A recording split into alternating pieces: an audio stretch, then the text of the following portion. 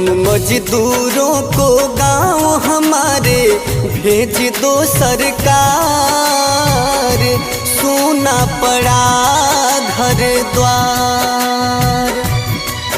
हम मजदूरों को गांव हमारे भेज दो सरकार, सोना पड़ा घर द्वार।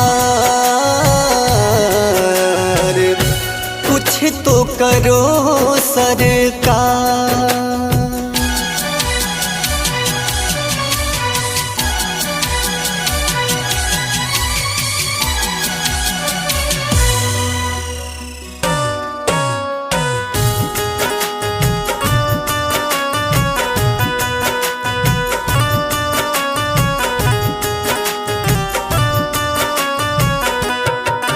मजबूरी में हम सब